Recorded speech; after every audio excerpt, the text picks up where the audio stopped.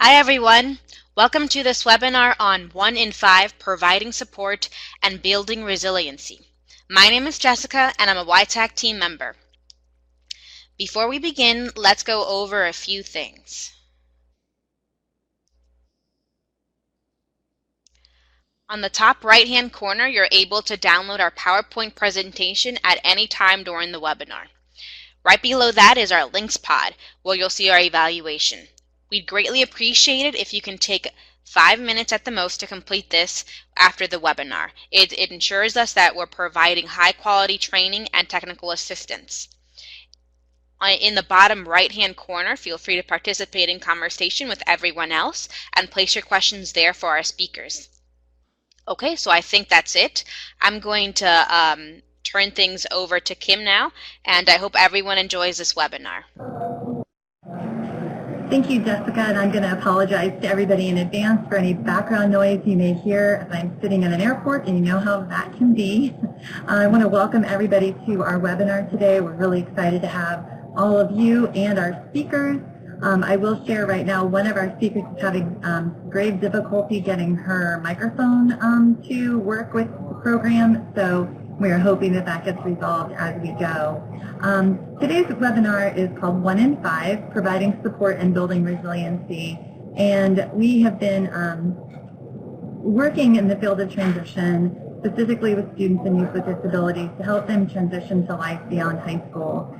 And there are oftentimes mental health issues that may be hidden or not identified, not necessarily under IDEA. Therefore, these students aren't necessarily getting the same types of services or access to services as other students with disabilities and IEPs. And so we hope to bring this topic to light for everybody that's on today, and so we can all dig a little bit deeper. Whoops, hang on, sorry, I hit the wrong mouse button. Joining us today are Linea Johnson and Cinda Johnson, and I'm just going to tell you a little bit about each of them. Linea, we are very thankful to have you today. She actually works for the National ADA Network, the Americans with Disabilities Act National Network, and she and her, the co-presenter, her mother, Cinda, have co-authored a book called Perfect Chaos, A Daughter's Journey with Bipolar, A Mother's Struggle to Save Her. And actually, if you download the PowerPoint through the Adobe Connect access point, you can get a link within the PowerPoint where it can take you to more information about the book if that's something that you're interested in ordering. Excuse me. Linea is a graduate from Brown University with a degree in healthcare leadership. She has done advocacy and public speaking across the world, most recently in Vietnam, and we're very pleased to have her. And then Cinda is actually a professor at Seattle University, where she also directs the directs the graduate special education program and is a principal investigator for a center they have there called the Center for Change and Transition Services. She is well renowned across the nation in the area of transition for students and youth with disabilities, and looking at particular interest in supporting children and adolescents that have mental health conditions. And again, just want to remind you guys of the books that they did author. We're really excited to share that with you as well. At the conclusion of this webinar, we will ask you to complete a quick evaluation. There will be a link embedded within Adobe Connect as well as in the PowerPoint that you can click on and complete for us so that we can ensure we are meeting your needs, so that we can identify potential future training topics or delve deeper into this specific topic. So we really encourage you to do that. Also, we have applied for credits for certified rehabilitation counselors, and it is essential that you attend the entire webinar and that at the very end you complete that evaluation. Then you will email Jessica, and her email is listed here, requesting the CRC form that indicates what's been approved so that you could submit it on your own to CRCC. Again, if you want CRCC credit, please attend the whole webinar, complete the evaluation, and follow up with Jessica after the webinar. So I'm going to tell you a little bit about YTAC. YTAC is the Vocational Rehabilitation Youth Technical Assistance Center. We are one of 5 federally funded national technical assistance centers to help students and youth with disabilities transition to life after high school. And YTech is actually led by the Institute for Educational Leadership in Washington, D.C., but they have contracts with several partners to make this work happen, one of which is Cornell University's Yang Tan Institute on Employment and Disability out of the School of Industrial and Labor Relations, of which I'm an employee of, and we have a couple of technical assistance liaisons that do the direct work with states, and then there are another technical assistance liaison that is also at IEL, as well as a host of other team members that we have. And then we actually also work with Boston University School of Education to help us with all of our evaluation efforts, in addition to several key subject matter experts that we have across the country that help with delivering training, developing curriculum, developing briefs, and such. Oops, sorry. IEL has been around for more than 50 years. It's housed in Washington, D.C., and they really focus a lot on equity, on leadership, on workforce development, and helping under-resourced communities.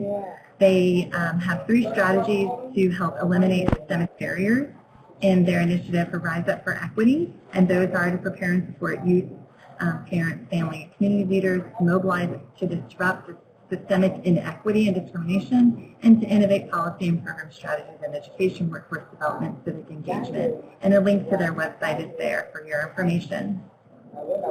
YTAC is a little bit different than the other technical assistance centers because we work with VR agencies and their partners, and I'm so glad to see many of ours are on this webinar that we've been working with to really focus on some of the opportunity youth populations that may not necessarily be at the forefront of service providers' minds in terms of connecting with voc rehab, and those would be youth that have disabilities that are in other systems, such as youth who are in foster care, youth who are or have experienced homelessness, youth who are in the juvenile justice system or have been, youth who dropped out, pregnant teens, teen parents, youth with the most significant disabilities that have aged out of school, are under the age of 25 but still not engaged in any further education, training, or employment.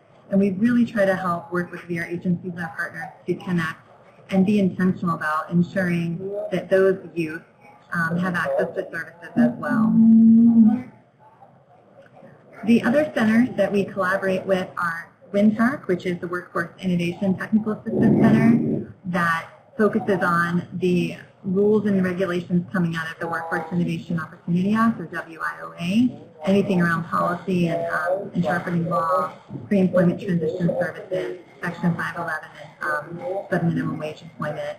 And then NTAC is the National Technical Assistance Center on Transition, and they are funded by OSEP and OSERS, Special Education and VR, to help state agencies ensure that they are delivering evidence-based and research-based practices around transition. And we have the Promise Technical Assistance Center, center that was a culmination of working with several states across the country who got grants to work with students and their families, students with disabilities who are receiving SSI, or supplemental security income, and their families to help identify what some of the gaps were in there and what we can do to help better support those individuals in going to work. And then finally, the National Collaborative on Workforce and Disability, which is actually housed at the Institute for Educational Leadership, and they do a lot around collaboration between workforce partners and individuals with disabilities to ensure youth and young adults are accessing services. That's a lot of information right now about national centers, but enough to kind of wet your whistle on that. And now I want to introduce and turn it over to our presenters. Like I said, Linea Johnson and Dr. Cinda Johnson. We are happy to have both of you today, and I'm going to turn it over to you.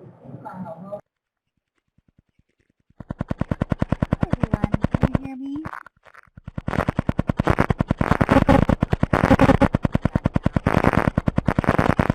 Hi, Cinda. So let's just have one speaker speaking at a time, and everyone else, mute yourself if you're not speaking, just so we don't get a lot of background noise. Thank you.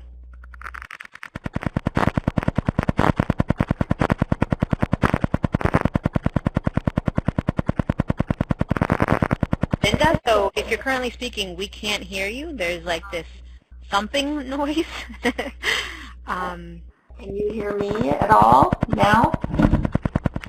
Yes, there is some background noise. It sounds like a helicopter behind you. Oh, I'm sorry about that. Is that better? That's a little better, yeah. Yeah, Okay. that's my Okay. Thank you. you. So, Linea, have you got started with your introduction? I have not. I just wanted to make sure we could hear you. So, Here we go. I'm Linea. Thank you for your introduction and for inviting us here. I'm really excited to talk with you all today, and glad that we can do this as a mother and daughter and have my mom talk about the transition piece, and I can share my personal story and my understanding in the workplace. And thank you for having us. Sorry about any technical difficulties. It's great to be here. And we look forward to sharing some information and a little bit of our personal experience and some work that we've done together at the area of transition services for students with mental health conditions. And Linea, are you moving the slides?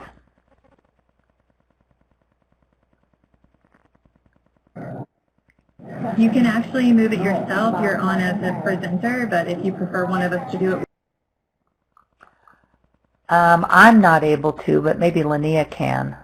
I was trying to move to the next slide, but yeah. Could you go back up to the learning objectives? Thank you.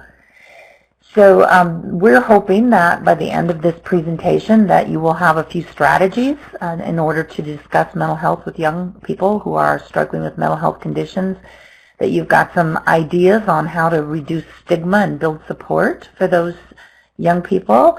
And we're going to talk about some barriers, particularly from Linea's personal experiences and from what the research supports as far as barriers to post-secondary education, training, and employment. And then some ways to address those barriers. And then finally, talk a little bit about self-determination and how to support young students for stability and mental wellness. Next slide.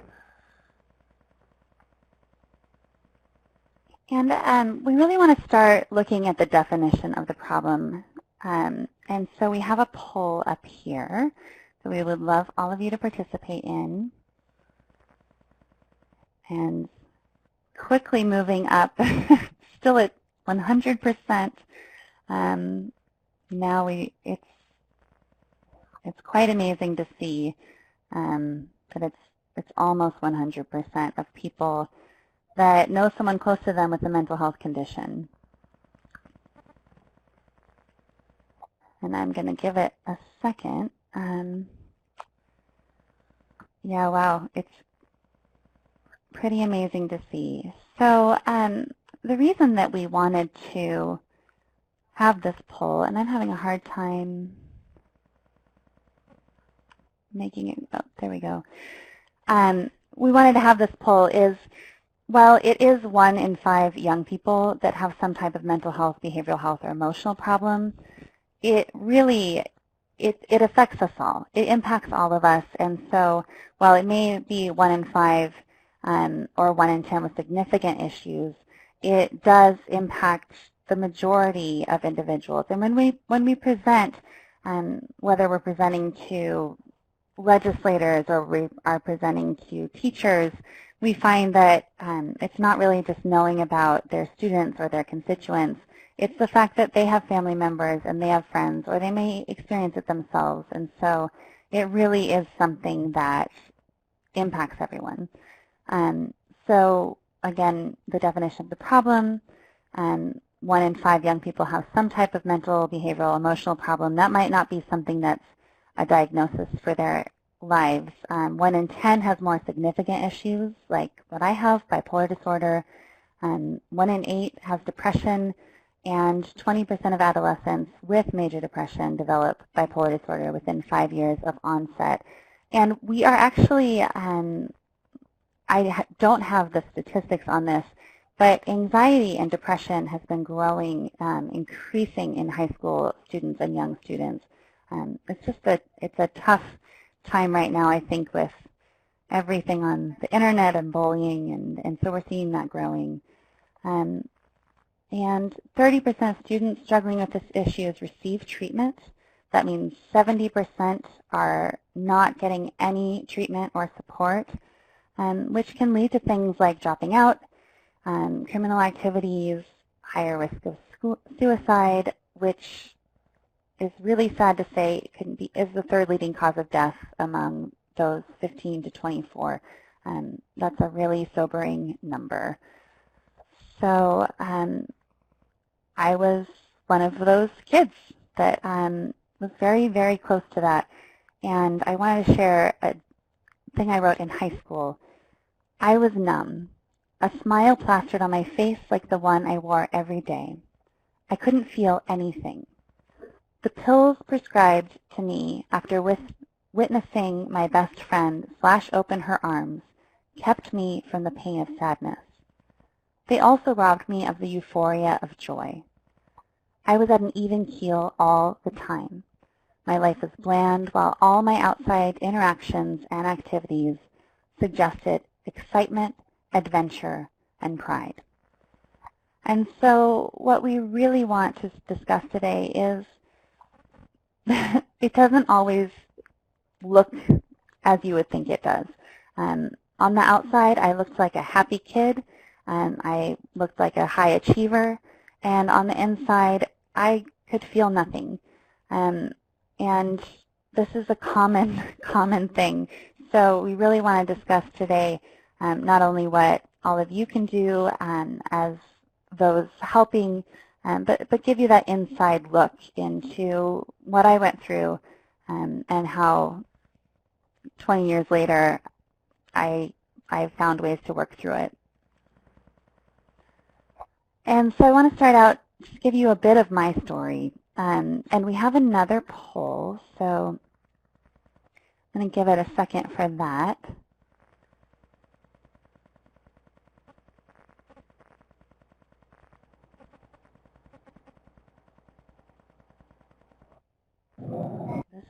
So for the purpose of the captioner, the question says, excuse me, do you think that a young person or someone you know is struggling with mental health needs?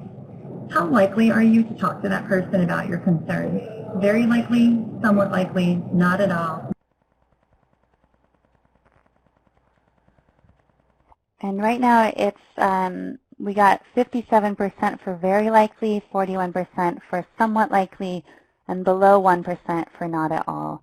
And we have to remember we have a really special audience here. We probably are all the folks that kind of know more what we're doing, so maybe more able to reach out with knowing what next steps or resources. But if you look at the larger community, it can be really, really tough. The piece I just read from my journal, I had a friend in high school that was really depressed and cutting, and I didn't know how to reach out to her or to talk to her about her concerns. And so we're not only looking at professionals reaching out to those with mental health needs, but also the students and the young people. Are they reaching out to their friends? They're often the ones that might see it first or no. So we're really looking into that as well. To get into my story, I want to make sure that it's somewhat brief. It's very long. So I started experiencing my first depressions in high school. I was about 15, and I realized actually pretty recently that my first anxiety was actually much earlier, and that as a kid, it wasn't just perfectionism. that there was something more. There was something else that was driving me that I'm now starting to figure out how to help myself deal with that can lead to depression or hospitalizations. My initial diagnosis came in college. I was 19, and I had gone off to college in Chicago from Seattle.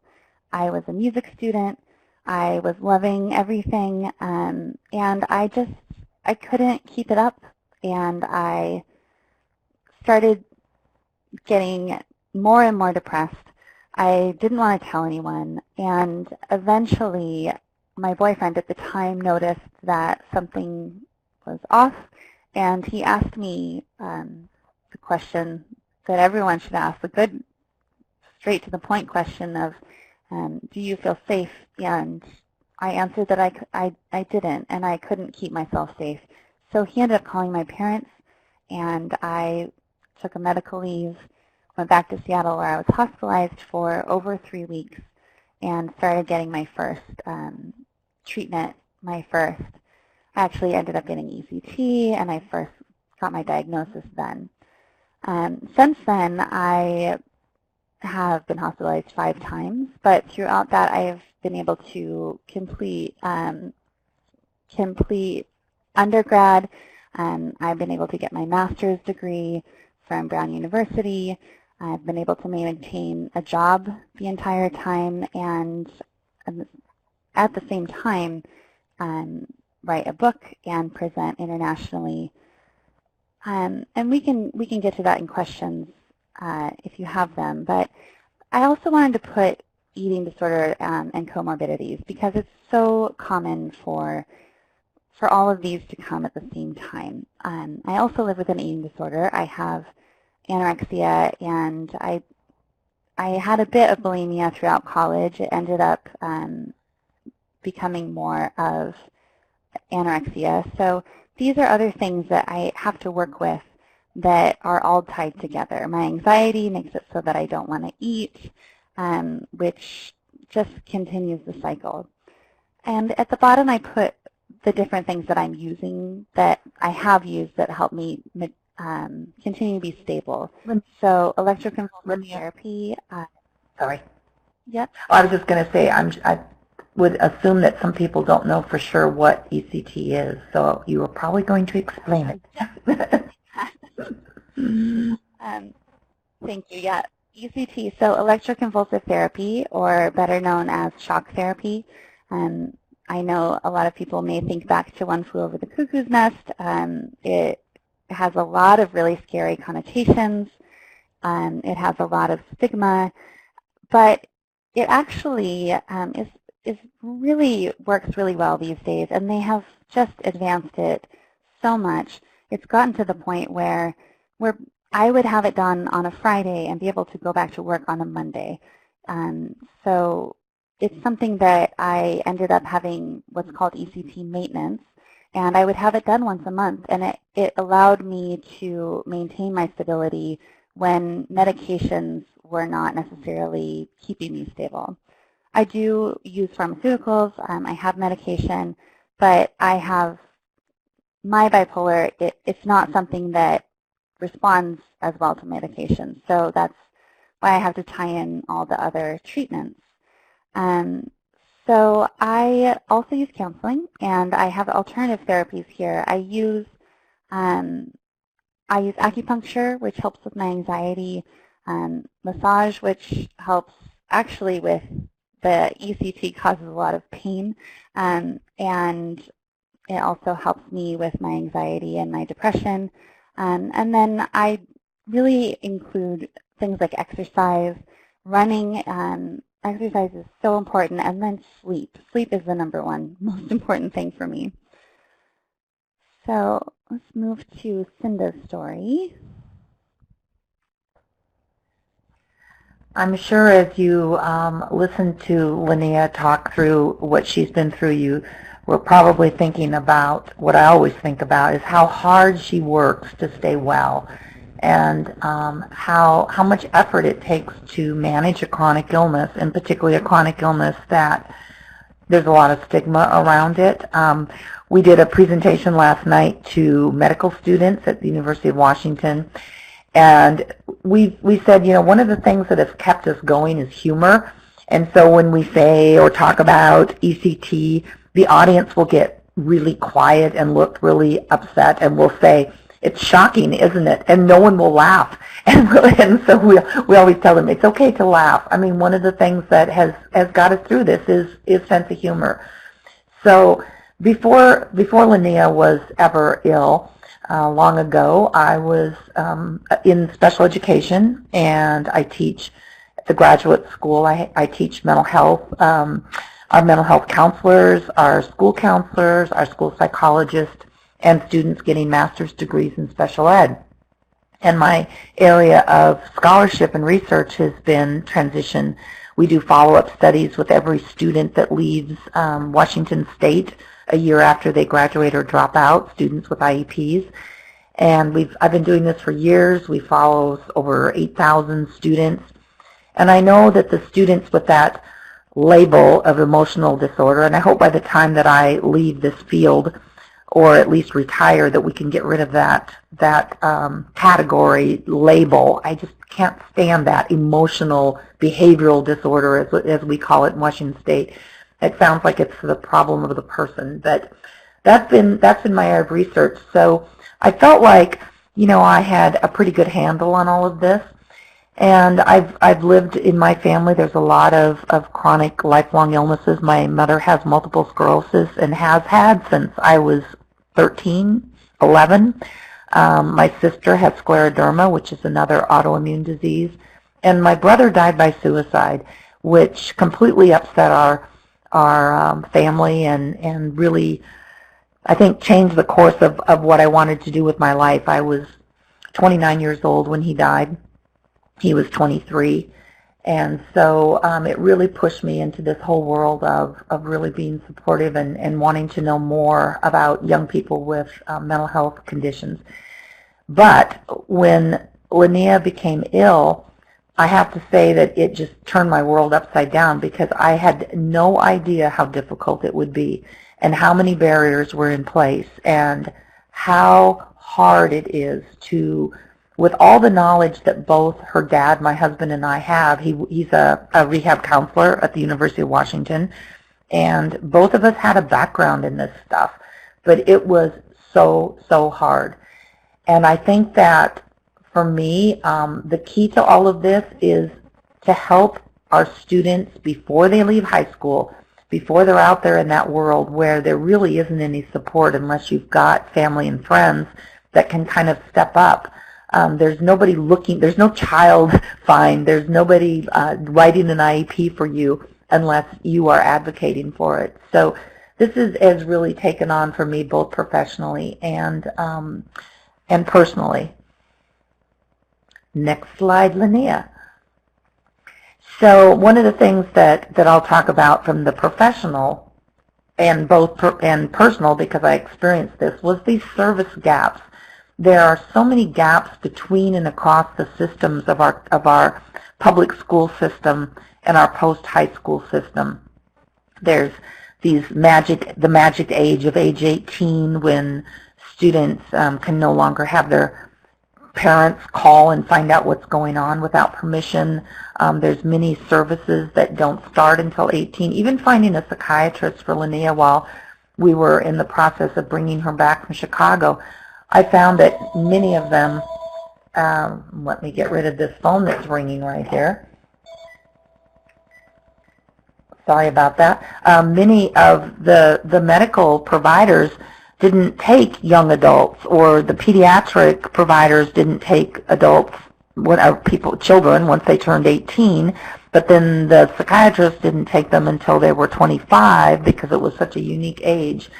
And the other issue was this finding developmentally inappropriate and appealing services. Again, a little personal story. My brother told me that he felt like checking out, and I asked him if he was serious, and he said, no, he wouldn't do that to me. And I said, well, then would you go and see someone and get some help? He didn't have any medical insurance, and I found him a place to go, being the professional in the family with a newly minted special ed undergrad degree. And he walked in to a place that had mostly 65 and older men who were struggling with alcohol and drug addiction. And he turned and walked out and said, this isn't for me. There's nobody here like me. I don't relate. And he didn't go back. And so these service gaps are really important in helping our students understand that before they leave us. Next slide, please. Before you go to the next slide, there was a question that when I didn't want to stop you guys were in a good rhythm, but one of the participants wanted to know what were some of the effects of the ECT, Linea?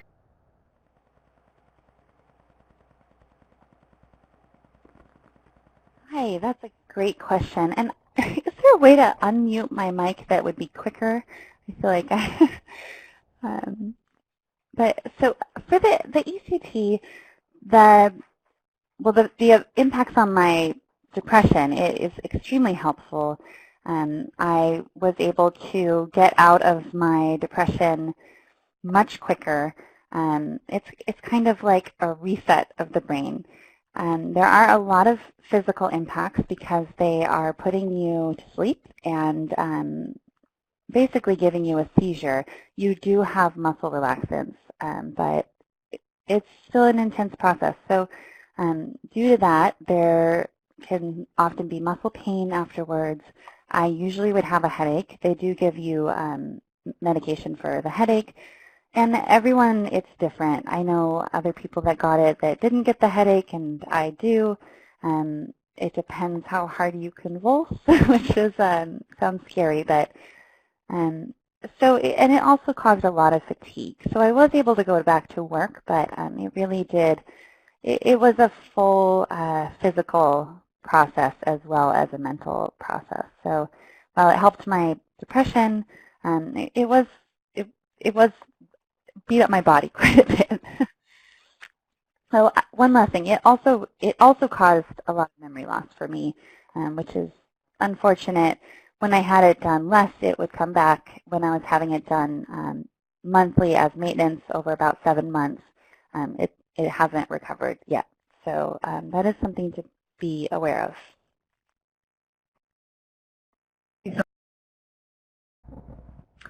Yeah, one of the things that Linea said the first time they talked about ECT was they talked about the possibility of memory loss, and she said, well, if I don't do something, I'm going to die anyway. And so she chose that, but then she did react really well to that. But there is also a lot of stigma around ECT. People have this idea of one flew over the cuckoo's nest, and it's done very differently now. And when we go in, Linea's husband was doing his residency and was out of the state when she had it last, and so we were her drivers, and she stayed with us, and I've been with her many times through this. And you go in to the hospital, and there are so many people waiting to go in and have maintenance ECT. It's like a whole underground that people don't even know about. And so many times people would say to us when we present, you all have backgrounds in this, so it probably isn't such a surprise to you, but they would say, oh, I didn't know they still did that. They still do that, and it's, it is a treatment that works well with some people. So yes, so we'll go back to the next slide if you want to move it forward one. I just wanted to show you this. This is a slide showing the child system on the left and the adult system on the right, and how special education ends between 18 and 21, as does child welfare and juvenile justice. And then criminal justice is one place there's kind of an overlap. And then child mental health and adult mental health, there's definitely stepping from one system into another. Vocational rehabilitation oftentimes reaches down into high school, but not always. And substance abuse supports. And those systems on the right-hand side, except for criminal justice, they actually do come looking for you. But the other systems, the person that wants those services have to actually find them, and they have to advocate, and they have to bring documentation, and they have to search this out, and they have to be very, very persistent to get help. There were times when I was helping manage some of this work for Linea because she was too ill to do so, that I thought if I got stuck on another phone tree, I would scream. And then it hit me that if I was also suffering from really, and I say suffering, we say lived with, but I know that when Linea is in the throes of a really bad depression, it is suffering. And when you're in that place, it's really hard to have the persistence, the will, the ability to manage all of this. So that's another thing that we want to leave you with, is how much support people do need. Next slide. So I'll go through these. I'm sure that there's going to be some other questions, but our recommended practices, and again, this comes from the research and the work I've done, but it also has really been supported by my experiences with Linea and watching her move through this. It has to be student-focused and has to be developmentally appropriate to the student, with lots of interagency collaboration, family involvement, no matter how you define family. Family doesn't necessarily mean your birth family, but it could be your chosen family.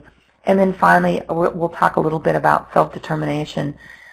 I've always been a huge proponent of self-determination. I think we must start this in elementary school with our students with disabilities. But I can honestly say that it is self-determination and advocacy skills that I honestly believe have kept Linea stable and in recovery and helped her move forward for all the things that she's accomplished. Because without those skills, I don't think she would be where she is today. And it's a combination of teaching, supporting, and then helping find those. And I give her all the credit, but I also know that this is something that is really important for the young people that we work with. Next slide. So good, a poll.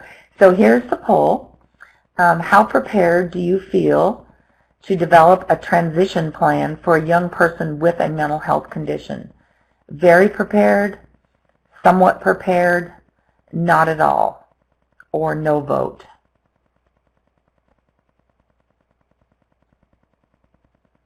And we're up to about 13% of very prepared and 71, 72% of somewhat prepared, and not prepared 14.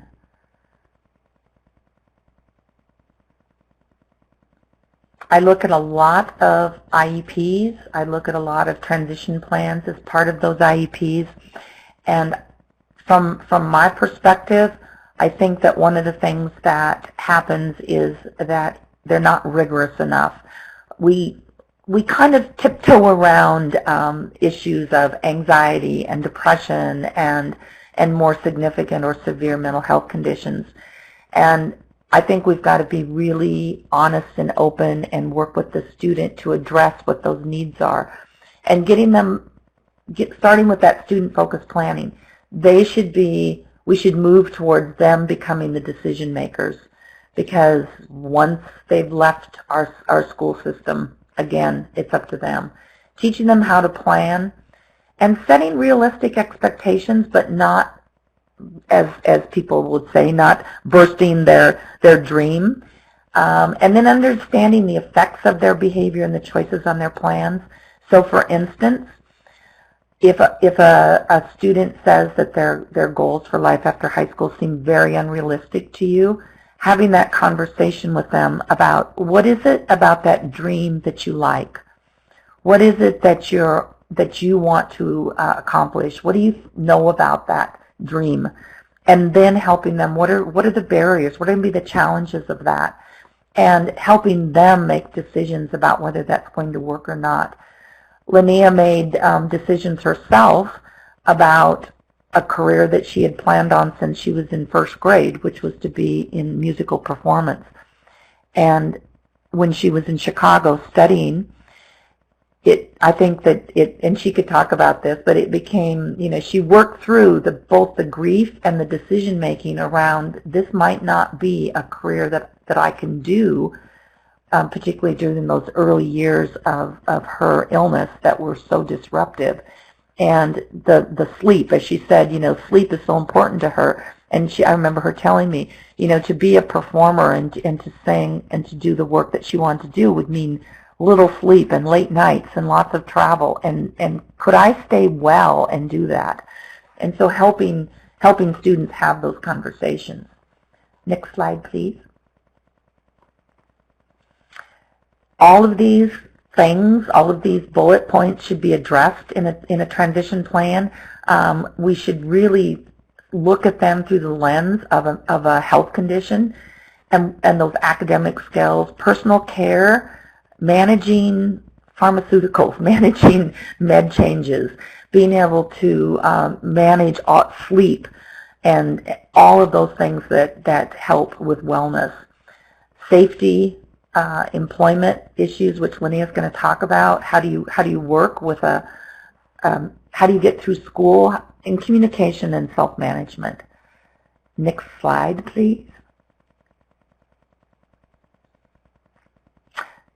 This one, again, was where I was most surprised after stepping into the world of mental illness and health conditions, that I was not prepared for how difficult it was. I think that every single student should have agencies identified for them for life after high school, that they know where to go, who to connect with, how to do that. And it doesn't mean necessarily that the IEP is going to have direct services identified on the IEP, but where is that student going to go for help after they leave high school if they need to find a job? So looking at agencies based on their post-school goals. Disability Student Services, they don't come looking for students with disabilities. Students must go there. Vocational rehabilitation for employment training. Students knowing that you may not want to connect with them the year after high school, but when you're 35 and you've had an injury and you still are maybe up to your back, but you're still dealing with a diagnosis of bipolar disorder, perhaps that's an agency you'd want to talk to. Employment security. The teachers that I work with and just talked to the other night don't even know where their employment securities offices are in their own communities, because it's called something different in every state and community. Mental health services are really hard to find. Where are they hidden? The community resources for recreation and leisure activities as students leave high school. And then we're going to share some of the advocacy organizations with you at the end. This was an area that I did not know a whole lot about, and they have really great resources, and our families and our students, I think, should be aware of these. Next slide. And we'll get back to the important part of this. Linea. Yeah, and when we talk about family, we want to make sure that we're really addressing that this is whatever family works for the student or the young person. It could be a chosen family. It could be a group of close friends. It could be an aunt. It could be a family friend. It's the people that can surround you and support you. And we've really seen, in the research, that family involvement can really predict post-school success and help with autonomy and self-determination. And they can also help influence the transition process and help with everything that my mom was talking about, discussing that future vision, what is something that's interesting to you, and what is going to be hard or easy about that, and helping facilitate that self-determination, helping that student or young person look at what it would take, what goals to get there. And they can also help guide students through the medical agencies. Everything we talked about in that interagency collaboration slide we just looked at, and the service gap slide, families or that found family are people that can help them move through these holes in the system. Doesn't make it easier for sure, but family involvement, whoever that family may be, is crucial.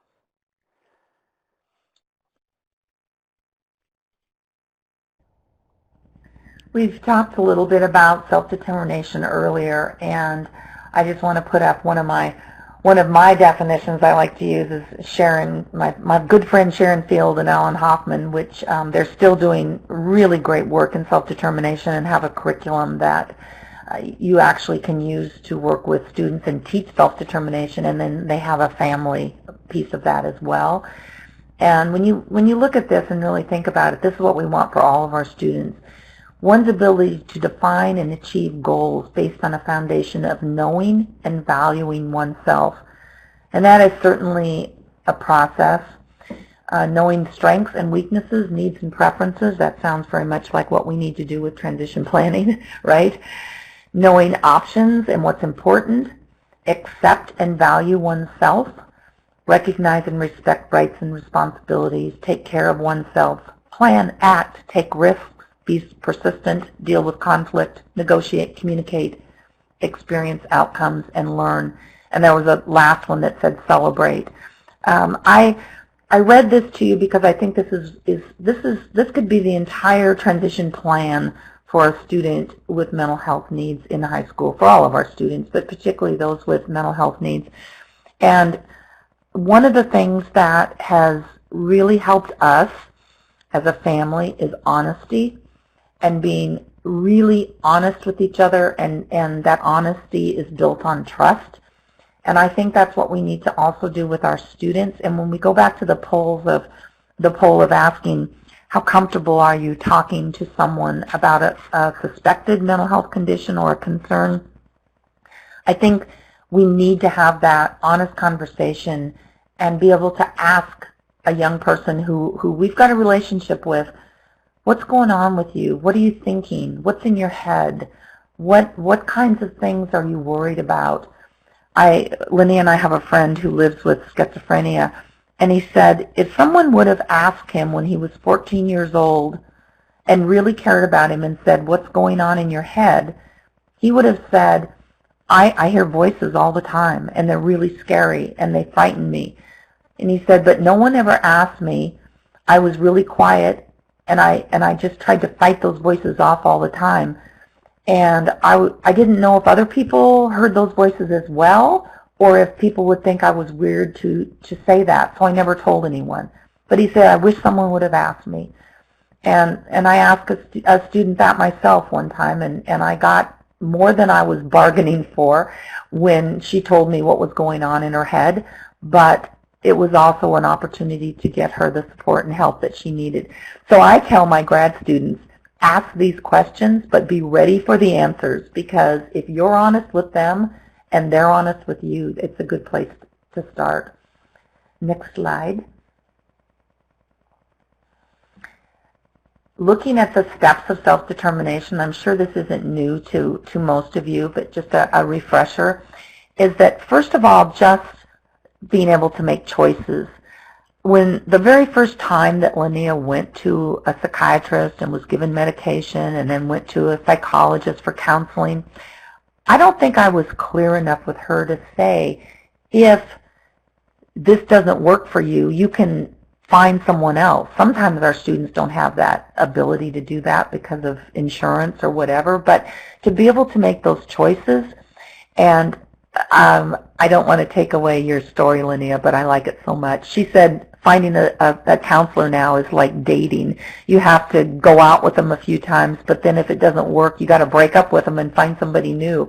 And I think that's something we forget to tell our students, that they have these choices, and then teaching them how to make decisions, how to problem solve, teaching them the steps of problem solving. And there are actual steps that you can teach, how to set those goals, and then how to observe and evaluate how it's working. And those leading conversations with the person that you're working with is asking them, how do you think this is going? And how are you, what's it like meeting those goals?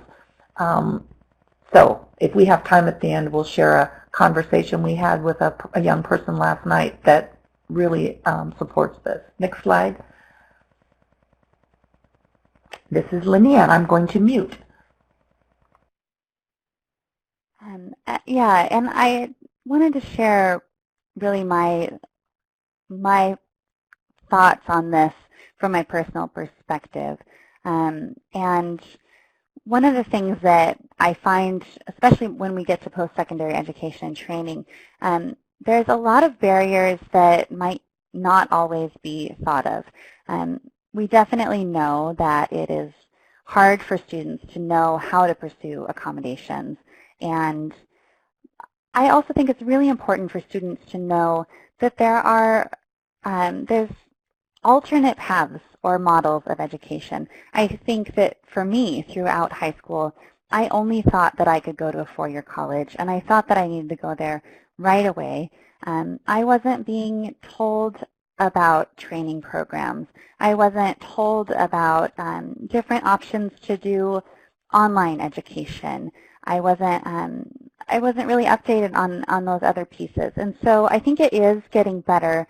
And I think that for students that might have had an IEP that might have been discussed, I didn't have an IEP. And I think it's something that all students need to start seeing and knowing. We think about all of we're in Seattle, so there's a lot of folks in the tech world out here. There's a ton of them that might not even have needed an undergraduate degree to really pursue the things they want in their life. And there's so many other ways that they could have learned coding. That's just an example. So I think that there needs to be education and guidance in that. And there's also a lack of guidance in how to request support from your educators. That goes along with the accommodation piece. The student that we talked to last night, he was a medical student. He didn't know who to talk to, how to speak to his instructors, and he didn't ever have the support on how to start that conversation in the first place. And the last point, lack of representation of those taking a different path who are thriving, goes back to the alternate models of education. I think that it's so important for students to know that you can be successful without having to follow the same path that everyone assumes someone might follow. It's not just high school into a four-year college, into getting married and having kids. There are so many options, and there are so many people that are thriving and very happy in so many different careers, and I think that there needs to be much more talk about those people and not just the ones that ended up really advancing to just a four-year college.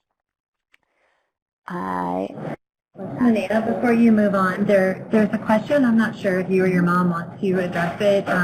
We have a lot of vocational rehabilitation counselors or other staff from VR agencies that are on, and one of the VR counselors who has a background in adult and juvenile justice systems struggles with getting the schools to refer students who have mental health challenges, and they're wondering if you have any suggestions on how to get schools to increase the referrals. And there was another participant that posed a question out to the counselors of, are you in the schools? How often are you in the schools? And are you actively pursuing students not on IEPs and educating them about your services and who's eligible for those services? So I'm just curious if you and your mom have anything you want to share, suggestions on getting more referrals. Yes, Mom, why don't you answer the first question, and I can chat a bit about the schools piece, and you can add to that too. Okay, yeah. That's such a great question, because it is so difficult to get schools to think about all the students that might have mental health conditions. And I think that one of the ways to do that, and I don't know how VR could help support this, but bringing in speakers and having some awareness at the high school level. I know when we spoke to high schools, we have students lining up afterwards confessing to us that they're on medication for depression, and they've got severe anxiety, and they've got OCD, but nobody knows. So maybe it's bringing teachers together and talking to all teachers about what are mental health conditions, because I don't think they are even thinking that something like severe anxiety, depression, or eating disorders can be considered a disability or something that could be supported by DVR. I don't think they're just not thinking that way. And the other thing that, before I hand it back to Linea, because I have the mic for a minute, that I want to make sure and to say is that we also have to look at this through the cultural lens. The person that we were talking with last night who has a pretty significant mental health condition, but also is brilliant and in a medical program, hides everything from everyone, and he said he could never tell his parents. He's Asian, and he said to us, my culture, my Asian culture and family are just not okay with this, and I couldn't ever tell my parents. And so that reminds me again that we've got to be really sensitive to this. He told us, you're the first people that I've ever talked to outside of my doctor because I'm so ashamed. And that adds another layer to the work that VR is trying to do with schools. So, Linea, I'll turn it back to you. Sorry, it takes a second for my mic to get unmuted, so if I'm silent, that's what's happening. We're getting so many good comments here in the chat, and I just wanted to talk a bit about, address how to reach the students without the IEPs. It's a super tough one, and certainly not every school is open to these kinds of things, but I think that as we talked about earlier, the fact that it's not 1 in 5, that it does impact everyone, I think that having things such as speakers or an overall education, some form of education about mental health in the first place, I think is really important for all students because it does impact all students. And if you just start, if there's a way to start with a story and then tie in resources at the end, that's when we get all of the kids that come up to us that have never told anyone. But, and I know, again, some schools are, as we see in the comments, some schools is much harder to address that.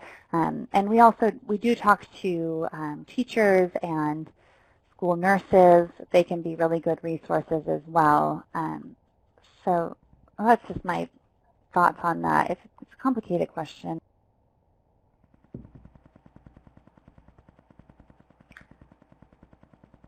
For sure. And Mom, do you have anything else to add? No. I think that we're kind of back to the recommendations. So I know we didn't give you great ideas on that, but I kind of think about this around what's happening with bullying,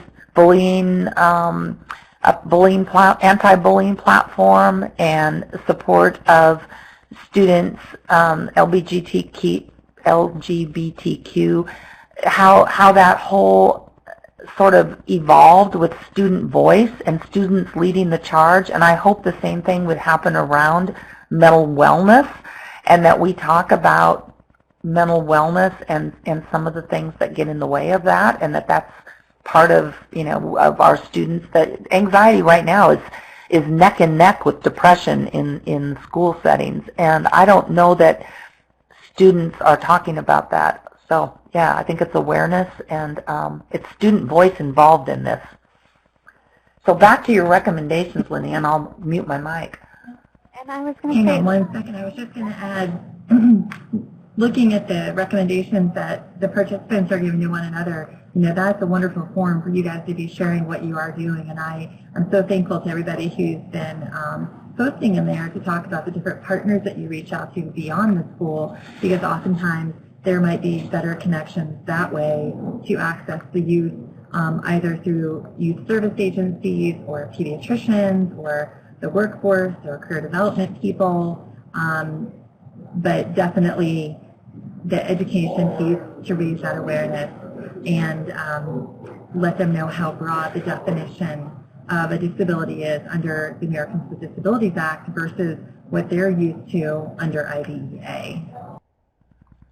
I agree with you so much, Kim. One of the places that we got the biggest turnout from students was we did a presentation after a Broadway show that was in Seattle that was an evening for high school students, and we did a presentation afterwards, and it was just, it blew me away, the number of students and the conversations that were had. So some of those other places besides schools.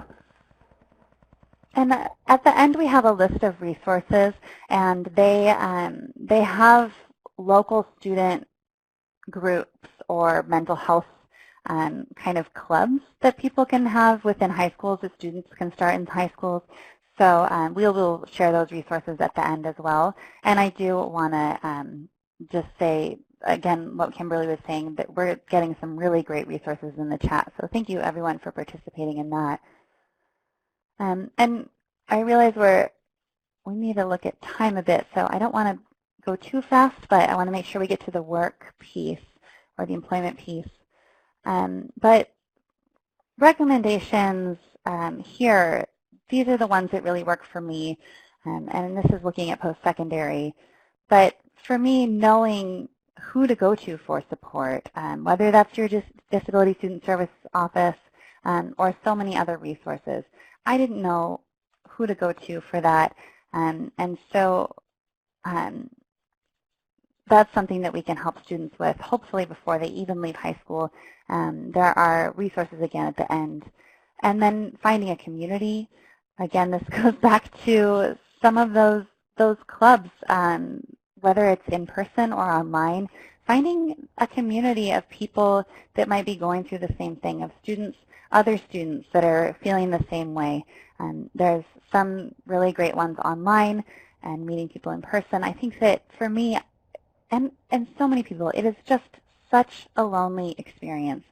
So especially as a student, knowing that you can have people to talk to that really get it, and also people that are your age, that are not just professionals. Being able to find that community is really important. And then, oh, go ahead. I was going to say, one of the things that was also really important in post-secondary education was when you've got an illness like bipolar disorder where you have some episodes, there were times that Linea would take the fewest, easiest classes, and other quarters or semesters that she was feeling better. So she would always register for a lot of classes and then decide after looking at them which one she was going to keep or not, so that ebb and flow. And then another huge barrier is how many credits you have to be able to keep a scholarship or be able to keep your student financial supports. And so if you're not doing well one quarter and you've got to drop down to one class, sometimes that affects other financial pieces of your plan. So VR and school people can help think about this and help students work through this. Thanks. That's a really excellent point, and it really ties into my last recommendations of finding your accommodations. And so one of the accommodations that I would use was class load, knowing how many classes I needed to keep my financial aid, but potentially taking easier classes so that the load of homework and difficulty throughout the course load, it was easier to manage. And I say life hacks. I'm going to talk about this a bit later, but that might be assistive technology. That might be other things that help you get through the day. So for me, I have, again, as I talked about, memory problems. So figuring out these little tricks that I can use that can help me get through my education, to remember what assignments are due, to have a running list I have on my phone of things that I can remember, figuring out what little life hacks work for each individual. That's been really helpful, and I will talk about that a bit later as well. So we wanted to discuss finding employment as well, and I really want to say, I know that this, at least for my friends, there's a lot of people that feel really bad using family and friend connections.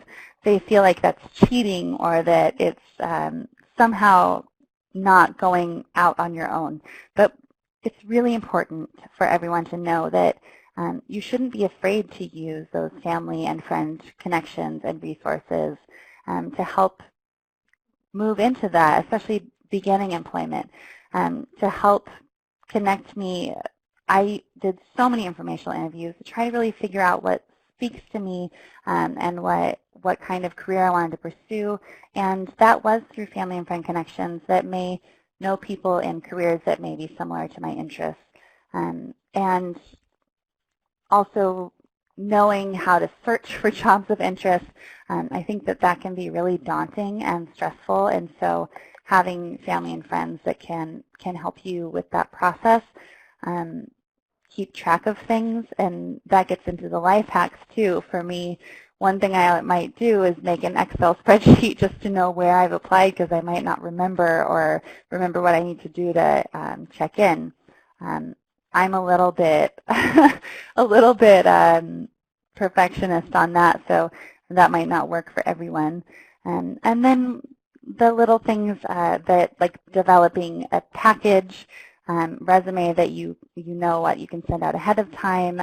We should have put this in a different order, but identifying those marketable skills and having people help you make that resume to run the marketable skills through that package, that resume, that elevator pitch, using your family and friends and resources to help you to do that. So some barriers in employment, and this is definitely in my life, but as well as so many people that I've worked with and spoken to, I think that so many people don't know their rights and how to access them. I'm a little biased because I work for the ADA National Network, so I see constantly how people, they don't know that they have access to these rights, and they have no idea how to even pursue if they qualify. So being able to know if they qualify for accommodations under the ADA and Title I, those are things that certainly all of you can hopefully help with, or providers that can help them get those resources. That's something that would have made such a difference for me in the beginning. And I definitely use accommodations now at work, but also knowing what accommodations are available, knowing the process, knowing how they fit, and knowing how to do that process to talk to your boss, to talk to HR, and also understanding what it means to have to disclose for that. That's a big thing for so many people, and I think it's a very personal choice. But unfortunately, under things like the ADA, you have to disclose to get those accommodations. It's another thing that people need to learn how to do, or whether they want to. Employment, also stigma is huge. I think it's getting better, but I think that it's really important to find a way to find your family or group at work. I put stigma and not knowing your peers, but again, that goes back to that 1 in 5 piece. Most of the people that you work with either know someone or are dealing with it themselves, and so that piece of continuing to hide it, making your life harder, when you could be reaching out to other people that may be using their own accommodations, or know how you can get the support that you need, that can be your family in the office, I suppose. So recommendations, helping individuals learn about their disability laws, whether they're state laws or Title I of the ADA, knowing if they qualify or apply, finding your community. Some organizations, usually these are bigger businesses, but they have EAP programs. I didn't even know that existed, employee assistance programs. And I didn't know that there were these things that companies might have, of these like workplace groups where people come together and they can discuss resources, they can discuss how they get through the day. So not every organization has that, but I think that that's a good thing for people to just know exists in the first place. And then again, learning what accommodations may work for you, because I think it's so different for people, and then be able to utilize them as able. And this kind of goes back to the IEP versus not question. Not everyone may be able to get the accommodations they need, and so I think that they may not qualify under the ADA, but I think that there's other ways that they can find these little life hacks, and so I want to just speak to that as well. You may not be able to get the accommodations for mental health that you need, such as getting a day off or working from home, but finding the little things that you can do. For me, like watching TV during my lunch break so that I can check out, or taking little walks, remembering that you have these little things that you can do as well that can help you get through the day. And so you may notice there were a lot of themes both within education, employment, everything we've talked about. And those: find your team, learn your rights, and find your life hacks. And I think that these are the three that have helped me get through everything, that have helped me be successful in my life. Finding your team, whether it's your birth family, your found family, your coworkers at work, your classmates that are in a group with you. It helps you build that self-determination and empowerment. You feel like you have a team behind you and people supporting you to make healthy decisions and to pursue things, but also to push through the hard pieces of asking for help, because that is so hard and so painful. And it helps you realize that it's not you necessarily that's the problem, that so many people are dealing with it, that it's the system that's not set up to support you, and it's also this lack of inclusion and representation makes it so you feel alone, but in reality, it's everyone. So also finding your team, it really helps you kind of build that acceptance, which is a huge process, and find, I identify as someone with a disability. That may not be everyone who lives with mental health condition, but for me, finding that acceptance and really claiming my disability identity moved me into this disability pride that actually makes me feel that I have so much strength in this, that it's made me a better person, and that it's actually something that makes me stronger. So I think that that is a really important piece. Knowing your rights, knowing that, hopefully most of the time, knowing that you count under the law. I helped work on a fact sheet that was about ADA and recovery and addiction.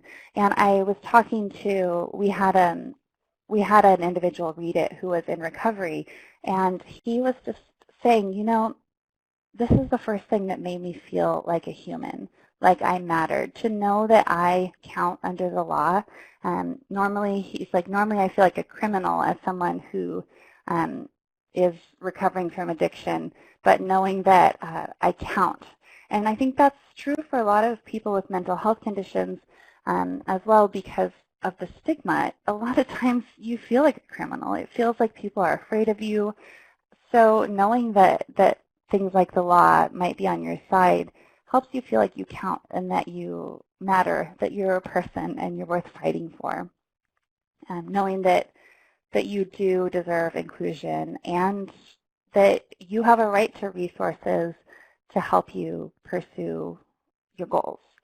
And then I talked about life hacks, but it really is through everything. I think really having that self-knowledge of, for me at least, what are the things that make my life hard? What are the things that make it hard to pursue certain aspects of my life, and then figuring out how to fix that in a way that works for you. My dad works a lot with assistive technology, and he talks about what he calls 5-minute solutions, using duct tape, or maybe not buying a really expensive AT device, but using something you can find at your hardware store. And I feel like this is kind of the same thing when I think about life hacks for myself. It might be something like finding an app on my phone that's a free meditation app, and helping myself just meditate or sit for 10 minutes. Finding things that can help me keep track of what I need to get done when I'm so anxious that I just can't even, I don't even know what's next. So finding those little pieces that work for you, and knowing what you need support with, and then knowing how you can find your own support for that, that helps build so much confidence and helps you, I think, just have that self-determination to advocate for your needs. And it helps you really fight for them more. So, Cinda. Get my mic back on here. I think we have about just a few more minutes. So thoughts for those of you who are working with, then again, I know you're doing great work, and I'm reading all your comments. I'm like, wow, what a great audience this is. Don't turn away. Don't turn away from the hard conversations, and don't turn away from what a kid told me one time. He said, you know, teachers think I'm just a jerk, he says, but just tell them that behind every bad behavior I have, there's something inside that really needs help. And I thought, out of the mouths of babes, right? And notice every young person every day, and find out what else is going on. You know, is this student on medication that no one at school even knows about, or are they seeing a counselor that you don't know about? And what other things are going on beyond your interaction with them? Include families in the conversation, and help the student or the young person identify their family, and help them bring in that family member so that there's somebody there for them. I was sitting there with a bunch of principals one time, and they said, I was telling them about how our students, 56% of our students who are in that category of ED drop out of high school, and he said, well, sometimes that's for the best. And no, it's not. So advocating for them and finding those people that you need to bring on board. And then, as I said at the very beginning, writing really robust transition plans that address these issues that sometimes we don't want to talk about. So many of our students who have a disability in reading or writing, also so many of them have co-occurring mental health conditions with anxiety or depression or something else. Okay. Yeah, we don't always talk about the fact that so many individuals with disabilities have comorbidities with mental health. I think that people think that if someone is utilizing a wheelchair, they forget that they might have depression as well. And so we have to remember that there's so much crossover within mental health. It's not just those diagnosed only with something like bipolar. You can be bipolar and blind, and I think that also needs to be addressed. And also when we talk about representation, I think that's something that we very rarely see people talking about. Sorry, that was a little bit off topic. Thoughts for families. We heard at this conference someone say, just sit by the swamp. And I always love that when they ask, what can I do to help my family member? What can I do to help this child or this young adult? And just listen. I think that has been the biggest thing. Just active listening, knowing that someone is taking in what you're saying and just sitting there with you. That's not necessarily trying to fix it right away. That's not giving advice that doesn't speak to you. I think that just offering to help do the small things, just sitting there and listening, I think that's a first step.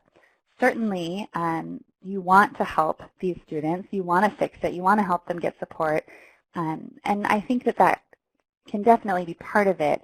But we were talking to medical students last night, and I told them, I live with a lifelong disability, and it's not necessarily something that's going to be fixed. And so I don't want my doctor to act like he's going to fix me.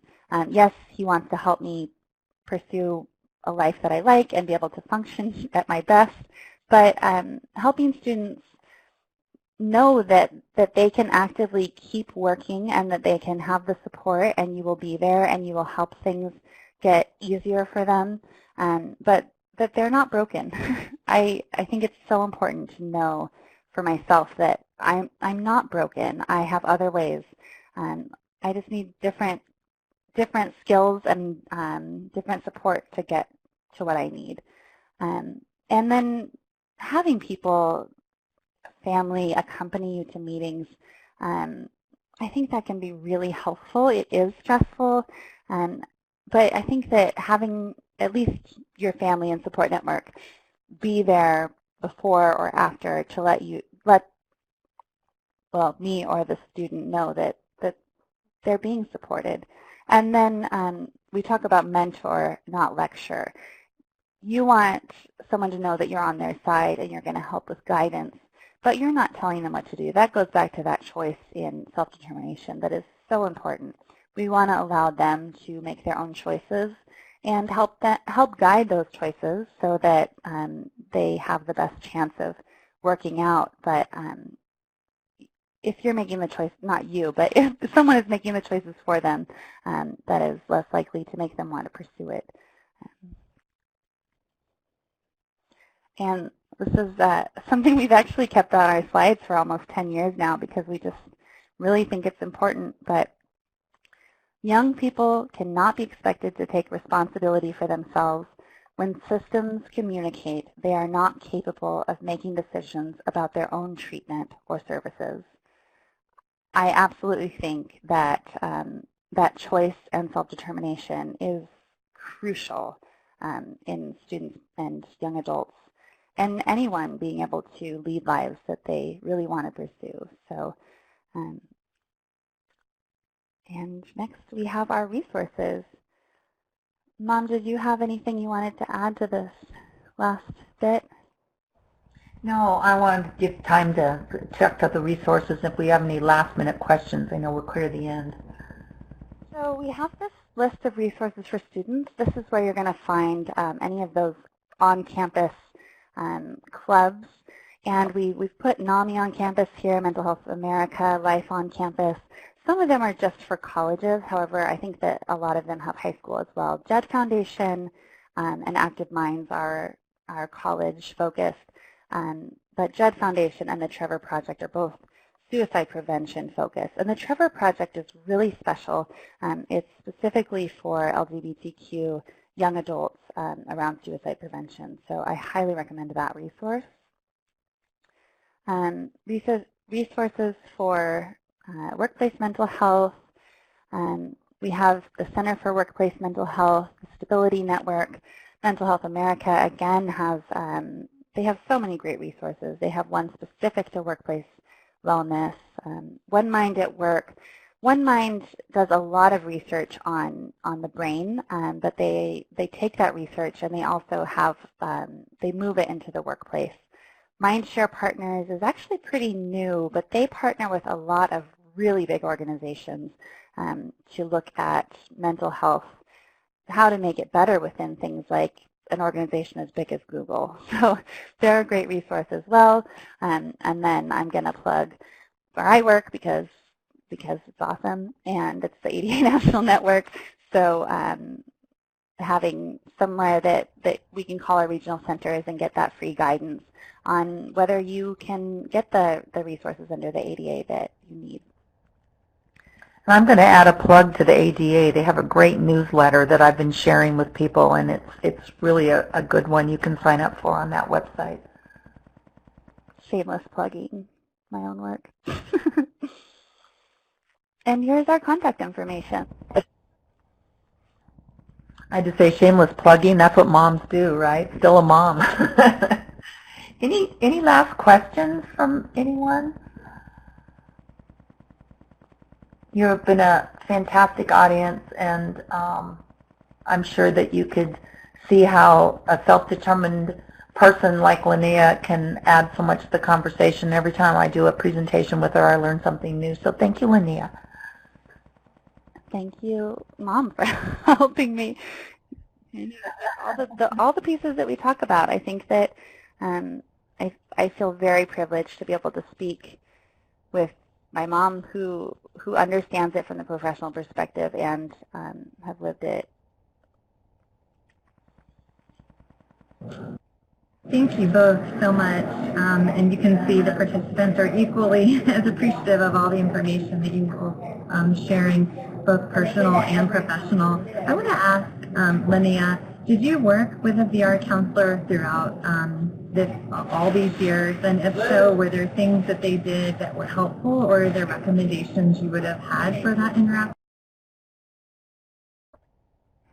So Linea, just tell the truth. I think they'd be interested. That I have not. But you actually applied.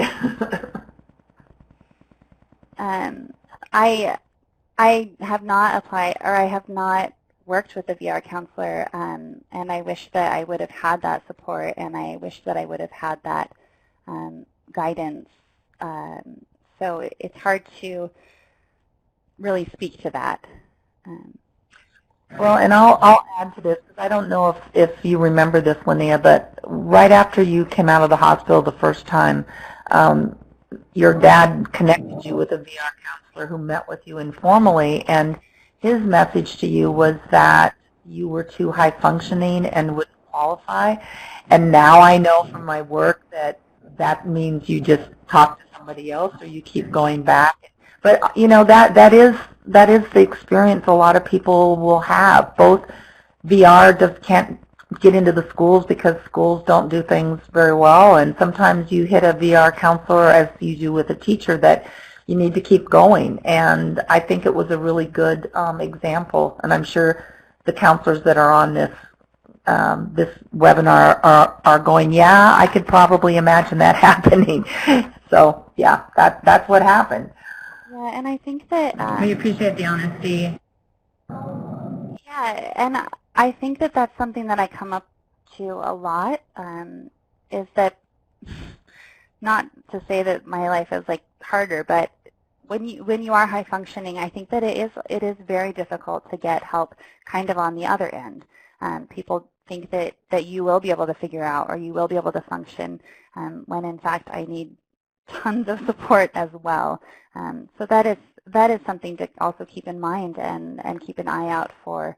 I always wish that there's like a high functioning group, like support group, overachievers that live with serious mental health conditions.